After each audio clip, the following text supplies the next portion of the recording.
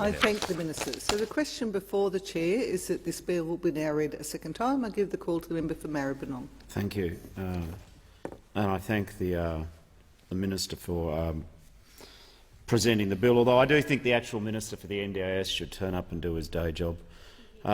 This bill establishes the legislative framework for the commencement of a national worker screening database for the National Disability Insurance Scheme. As we've heard in the explanatory memorandum read out, one of the principal purposes of a database for a nationally consistent worker screening is to minimise the risk of harm to people with disability from those who work closely with them. And let me be clear. I am very grateful for the work of the paid workforce in the world of disability. There are literally hundreds of thousands of professional carers who are by and large underpaid, who form deep bonds of emotional trust with the people they look after.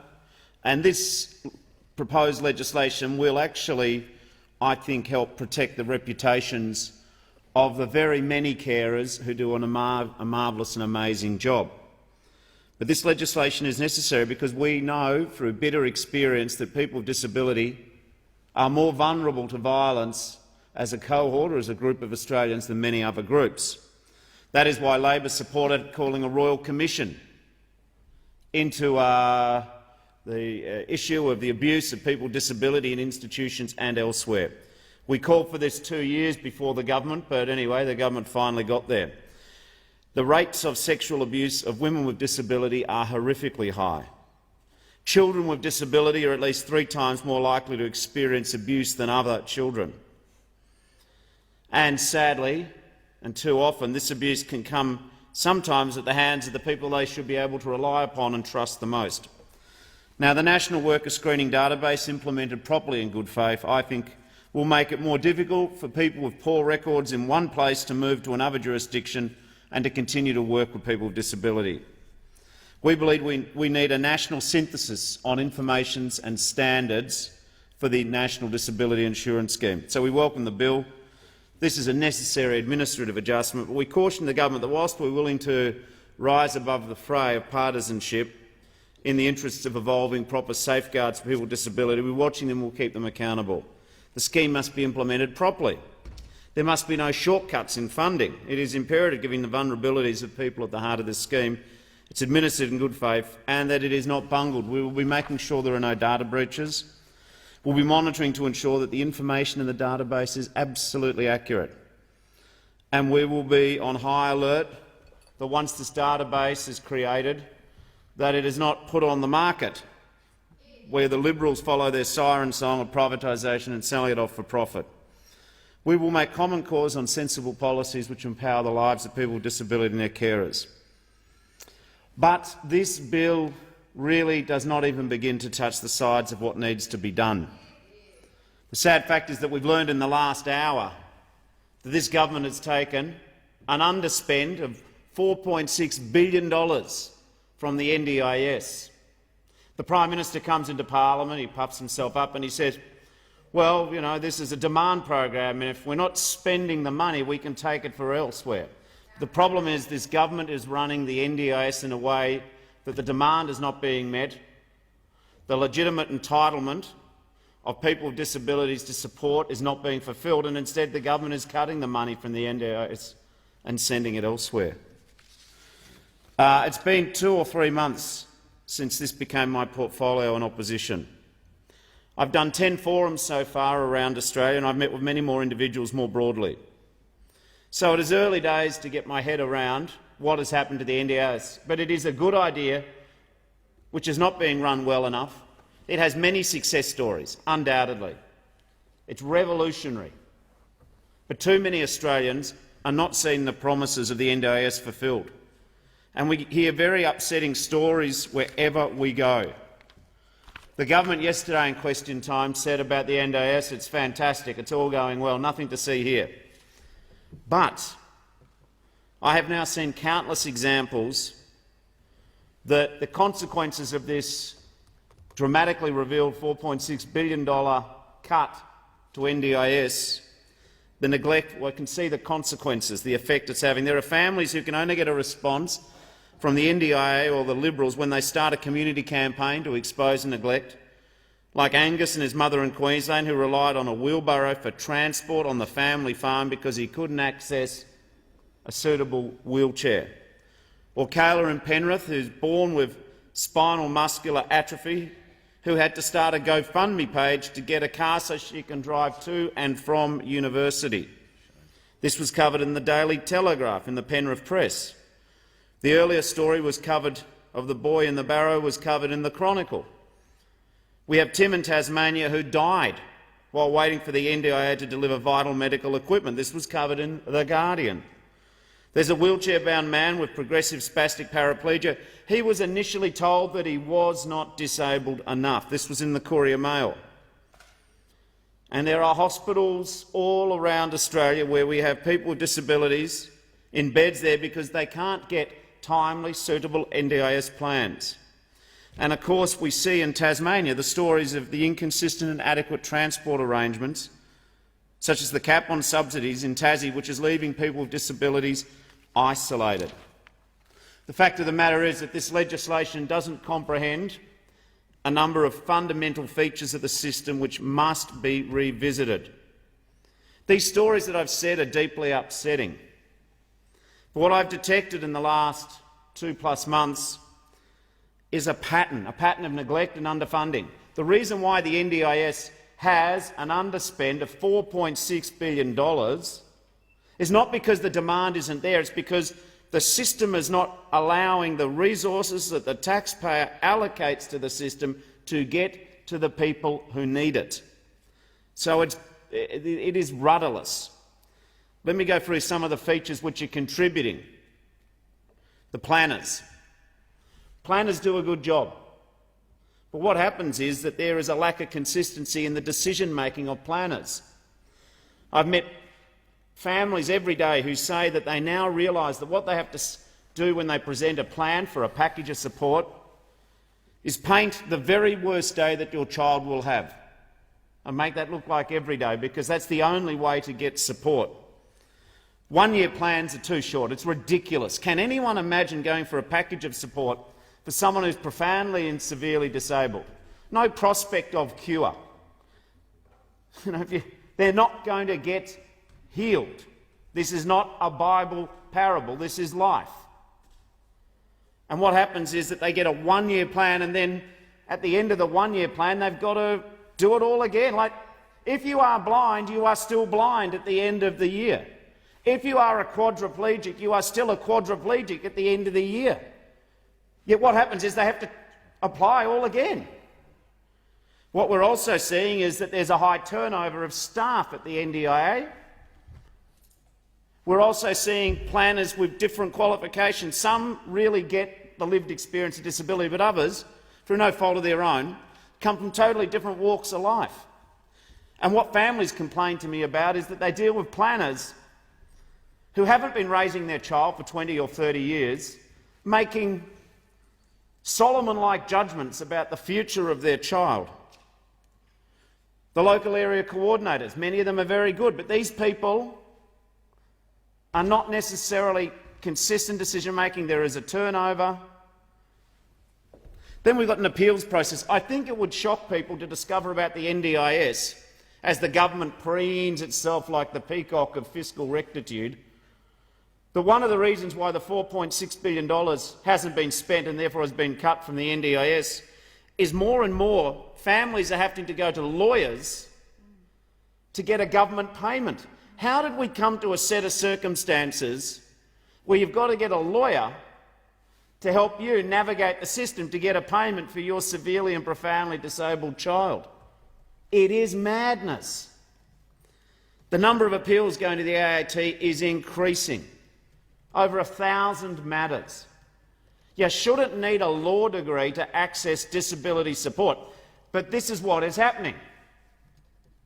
What's happening also is that families are asked to get reports, then there are delays and the planner changes, then the reports get second guessed. So if you want to put your child in a new wheelchair, say your child is 12, growing, you've had the old wheelchair for years, You get the occupational therapist who treats your child to write a report. You'd think that's fair enough. Put in the report, tick. What happens is the planners will sometimes ask for another report from another OT. That's not what OTs want to be doing in Australia, writing reports upon reports to second-guess the first reports. Then what happens is, by the time the second report comes in, the quote for the first wheelchair has expired and you've got to do it again. This is Kafkaesque. Then you've got a whole challenge I've discovered, not just the planners, the LACs, the appeals, the increased number of matters going to the AAT, but there's a whole question of assistive and adaptive equipment. In Bendigo at a forum with a member for Bendigo, I had a blind lady stand up, vision impaired. She said, I can get adaptive equipment under one Commonwealth program at work, but under this program I can't get it. Hello? You're blind 24/7. How can one arm of the Commonwealth say you get it and another arm of the Commonwealth say you're not eligible? This is absurd. You've got the issue around frames. Another lady I met up in Bendigo wants a walking frame for her adult son, profoundly disabled. It's been 3 years. Why don't they just go down to Bunnings and buy a frame? There's someone from the NDIS, grab a cab, stop off at the coffee club, have a cup of coffee even. You do it still in an hour. Then we've got the issue of repeated delays and second-guessing. I visited the minister's own electorate. It's not surprising the relevant minister's not at the desk, leaving poor old member for Parks to do the heavy lifting on this bill, which he did well. But you've got the minister who's not even here. He doesn't even visit people in his own electorate. I went to his own electorate to visit a very impressive single mum raising kids, Shannon Manning. Her daughter, Meadow, she's hurt her back lifting her child in and out of the car. She wants a hoist and a wheelchair. It's been over 12 months. She can't get an answer on that. Now they've asked for another report. They're looking into it. The current minister for the NDIS, he's the mirror man. He's looking into everything. But the problem is it's over 12 months and she's hurt her back. Another issue within the NDIS has to be, and the packages, why there's an underspend, is the transport. You're eligible to get one of 3 categories of transport funding. You know, if it's for taxis, say you live in the bush, say you live in the Blue Mountains, as I visited the member for Macquarie seat and heard firsthand. There isn't public transport, so you've got to get a cab, because we don't want people just stuck at home, left to to quietly just be forgotten. But the problem is the funding we allocate in taxi packages in the packages scheme for the NDIS is inadequate. We say to people, go out and have a go. That's what the current Prime Minister loves to say, have a go, have a go. How are you feeling today? Have a go, he'd say. The problem is that under the NDIS packages, you have a go, you use up your taxi allowance within about 6 or 8 weeks. So what do you do the next 10 months? Just have a go at home.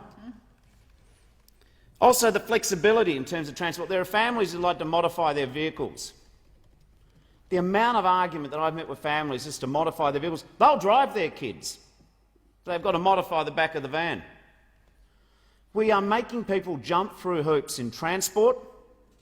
I mean, as for adaptive equipment, which I mentioned earlier, we can send, courtesy of Amazon and courtesy of, global logistics, anything in the world, just about to anywhere else in the world.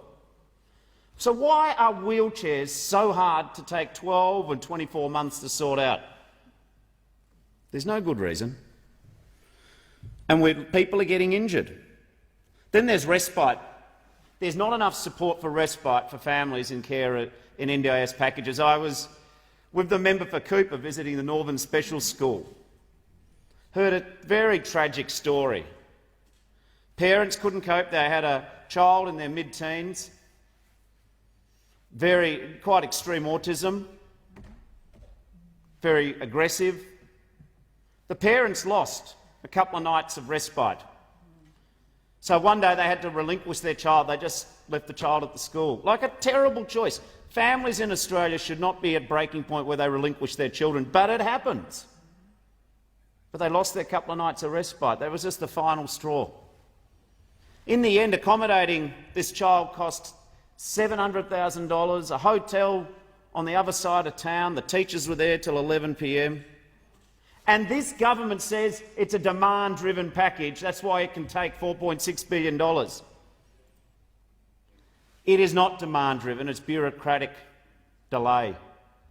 Imagine relinquishing your child for want of a couple of nights of respite each week. Shocking. Just shocking. And the reality is that there are other problems with the system. The system doesn't adequately cope with people with psychosocial or mental health illnesses. Day services are under pressure. There's a quiet evacuation of some services out of the NDIS. I couldn't believe what I was hearing in the last 10 weeks. What happens quite often if you've got a profound and severe disability is you might attend a day service. So you're not at home. Everyone supports that. Go to the shopping centre, go to the park, go to a centre and catch up with friends. But what's happening with these NDIS packages is that there's been no provision for day services who used to get the block funding. There's been no provision to help them transition. They are up for the NDIS where the individual and the family have control of the package. But if you're going to change the business model of the delivery of services, you need to have some money to help the change. What also happens in an NDIS package, if say you're in a day service but you're hospitalised for a month, what then happens is that the day service doesn't get the funding for it. So you might have a day service in the bush looking after 10 or 14 kids or adults, but if 2 or 3 of them are in hospital for a month, it can happen. There's no funding for the day service, yet the day service has the same fixed costs with staff. Yep, that's right. My God, this is bureaucratic. Yep. If a kid is sick from school, the school doesn't lose the funding. But if you're sick under an NDIS package, the day service doesn't get the funding. Yeah, it's crazy. And what's even more crazy is when the person is in hospital, that's a health issue, so the NDIS doesn't cover that. No. I'm not making it up. I wouldn't have believed it, except I'm now seeing it firsthand. And the same goes with the health system, as I just alluded to. You go in, you've got a carer. For many functions, the carer is not allowed to help you at hospital. It's up to the hospital because there's a demarcation. I've seen demarcations in workplaces when I was a union rep. Yep. The electrician couldn't pick up the hammer, the boilermaker couldn't flick a switch. We all said that was stupid. I mean, you should always do work of which you're safely qualified to do. I just want to say that to the electricians. I'm on your side. But what I would also say is we see pointless demarcations now in the NDIS. Silos. Oh, that's a health matter. What? It's the same person. You are not a disabled person until the door of the hospital, then you are now a sick person, and then after you're wheeled out of the hospital, you're back being a disabled person. That's really what is happening. No wonder there's not $4.6 billion being spent, because the system's taken over. Then you've got complex cases. Not everyone with a disability has one disability. Not everyone with an intellectual disability or a physical disability doesn't have a mental health condition. And then you've got onset diseases, multiple sclerosis or dystrophy, muscular dystrophy. What happens is that your condition mightn't have stabilised, but you ain't getting better. I met a man in East Maitland with a member for Patterson. Half his face is gone because of cancer. That is confronting. It's, some days when some people have a cut on their face or, they feel embarrassed to go out in public. Losing half your face is a challenge to your sense of self-identity. But he's got a prosthesis which goes over half his face. Amazing technology, really. It lets him participate in life. He got a skin cancer. But what happened is they had to fight the NDIA or the NDIS to get the funding for the prosthesis because they said that's a medical aid. You couldn't make that up. And then what happens is they won't fund his second prosthesis because it wears off after 12 to 18 months. You might have got skin cancer, which is a medical condition, but if half your face is gone, that is a disability, and it's a profound disability. And you've got to fight for it? I'm not making this up. You've got the prison system. Now, of course, it's not politically correct to say that people in prison might have disabilities and should get a package, because some people say they're in prison, therefore they're beyond the pale. We've got a disability. You still have a disability in prison. Yet some people in prison get some NDIS support and others don't. Just let's have some consistency. There are uncomfortable truths in our system. Then, of course, we've got our Indigenous Australians. And you've got and as all rural members know, you have thin markets in the bush. Not everyone can provide a service. You don't have a lot of choices, or indeed some suburbs of our big cities. We've got to be better at looking after the services, the service providers who've been there through thick and thin. So we've got to work out how to help, and this is where the rubber hits the road, and the reason why perhaps some in the government think I'm unfairly targeting this $4.6 billion underspend and why I'm scathing of the cut, is what is happening with NDIS packages, and it's worth everyone hearing this, is that you might get a good package the first year, but wait till you hear this bit of bureaucratic nightmare. I'm hearing many reports that if you don't spend the package you've been allocated in your first year, maybe because you can't, because there are just not the services, you lose the underspend. Sounds like the government on steroids with the NDIS. The point is, if you can't get the package that you've got for services because there aren't enough speech pathologists, not enough OTs, not enough physios, not enough respite, that doesn't mean that you shouldn't have the package that was allocated to initially. So now we're creating a culture, a sort of misery games, not even a Hunger Games, a misery games, where you get to the end of June, spend all your package, because if you don't, you'll lose it. That's not what this scheme was designed to do. Then you've got the government on employment and disability, you know, the have a go mantra, that prosperity mantra where have a go, you get a go. But quite often in the NDIS packages there's no provision for support for employment. Like that's another portfolio, another responsibility. This is madness. Then we've got the supported disability accommodation, the longer-term issues. It's a big issue. It's not easily fixed. What's happening is we're taking so long to approve people to move into homes that we actually have a vacancy rate in supported accommodation, yet we have young people in nursing homes. We've got to be better at troubleshooting decisions. Got to be much better. And of course, we've got the workforce. We're going to screen the workforce. But I know a lot of professional carers will be saying, that's great if we've got to be screened and have the checks. How about we got paid properly on weekends with our penalty rates? How about we had better conditions? How about we had better recognised training? There'll be a shortfall of workforce in disability, a shortfall.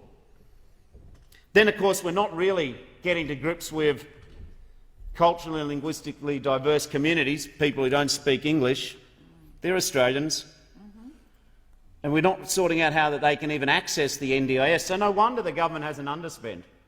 The thing is designed that you've got to get a lawyer, you've got to be very patient, you've got to be very articulate, and you've got to have an immense amount of emotional resilience, all too often. Now, there are many good cases before someone says that I'm just looking at the bad news, but do you judge a system by how some people are doing well, or the fact that there is such frustration and delay?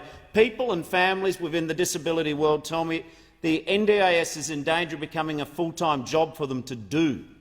That was never the aim of the system. There are problems with the NDIA too, the actual authority. Now, I know that it's a scheme which is rolling out, but it's been without a CEO for more than 100 days.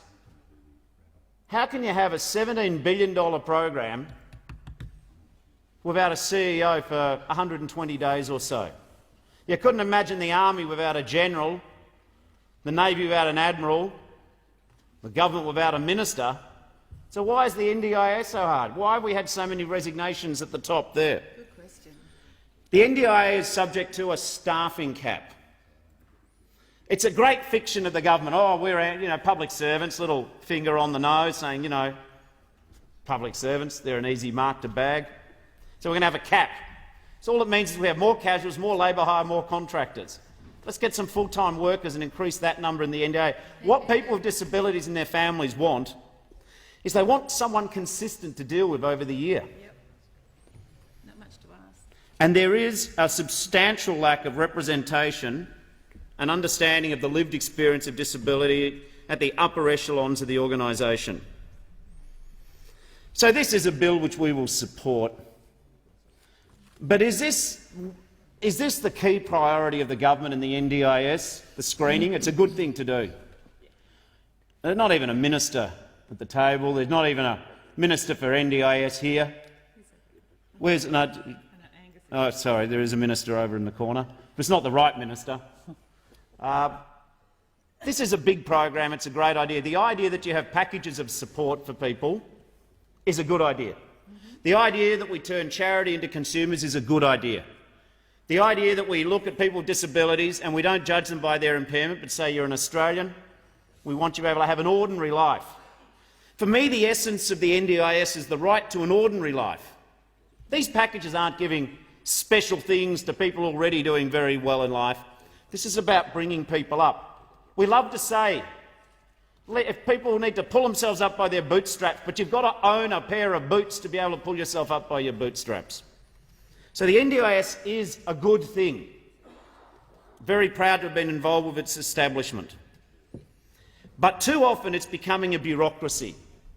Too often it's becoming a maze. The money's not getting out the door to the people who need it. It shouldn't be too hard in this country to get a wheelchair within a couple of months.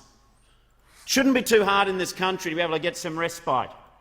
It shouldn't be too hard for long-standing services to get some transitional funding. It shouldn't be too hard to be able to get some assistance with employment. There shouldn't be vacancy rates in the specialist disability accommodation, not when we've got young people in nursing homes. It shouldn't be too hard to be able to say to people in the bush, if you don't spend all your package in one 12-month financial period because there's a lack of services, you won't lose the amount you didn't spend. See, the philosophy which we put forward in the NDIS is if you trust Australians to make decisions that affect themselves and you give them a modest package of support, they will make that money go further. They'll allocate that money with the love that they have for their family member. It's true. But we're not doing that. Instead, we've got a bottom-covering, legalistic, inconsistent, incoherent, rudderless NDIS. No wonder they didn't spend $4.6 billion. It's only taken me 10 weeks to work out that the problem is dysfunctional. The NDIA is constipated. The decisions just aren't getting through. That is why the money isn't being spent now. The government puts it in its budget. And the minister's a jolly enough fellow, cheerful chap, but we've got to do better.